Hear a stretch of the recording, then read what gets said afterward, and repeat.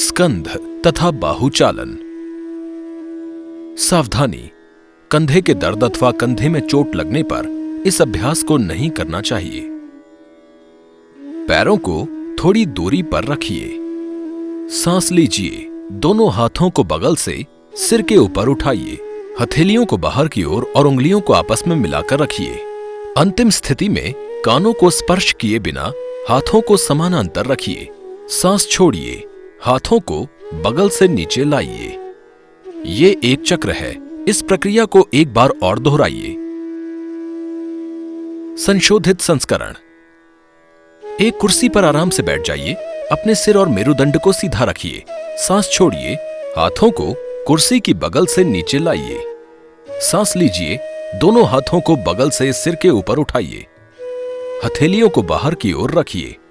अंतिम स्थिति में कानों को स्पर्श किए बिना हाथों को समानांतर रखिए। सांस छोड़िए। हाथों को बगल से नीचे लाइए। यह एक चक्र है। इस प्रक्रिया को एक बार और दोहराइए। स्कंध चक्र। पैरों में थोड़ी दूरी बनाकर सीधे खड़े हो जाइए। सांस लीजिए। हाथों को शरीर के बगल से कंधे के स्तर तक उठाइए। हथेलियों को ऊपर की ओर मोड़िए और हाथों को कोहनियों से मोड़िए। उंगलियों को अपने कंधों पर रखिए। सांस छोड़िए और दोनों कोहनियों को एक साथ वक्ष के सामने लाइए। सांस लीजिए। कोहनियों को एक गोलाकार मार्ग में ऊपर और पीछे की ओर उठाइए। सांस छोड़िए। कोहनियों को नीचे की ओर ले जाइए। दोनों कोहनियों को एक साथ वक्ष के सामने लाइए। इस प्रक्रिया को विपरीत दिशा से कीजिए। सांस छोड़िए।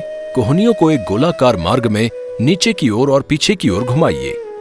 सांस लीजिए। कोहनियों को ऊपर की ओर उठाइए। दोनों कोहनियों को एक साथ वक्ष के सामने लाइए। यह एक चक्र है। इस प्रक्रिया को एक बार और दोहराइए। संशोधित संस्करण। एक कुर्सी पर आराम से बैठ जाइए। अपने सिर और मेरुदंड को सीधा रखिए। सांस लीजिए। हाथों को शरीर के बगल से कंधे के स्तर तक उठाइए। हथेलियों को ऊपर की ओर मोड़िए और हाथों को कोहनियों से मोड़िए। उंगलियों को कंधों पर रखिए। सांस छोड़िए और दोनों कोहनियों को एक साथ वक्ष के सामने लाइए। सांस लीजिए। कोहनियों को एक गोलाकार मार्ग में ऊपर और पीछे की ओर उठाइए।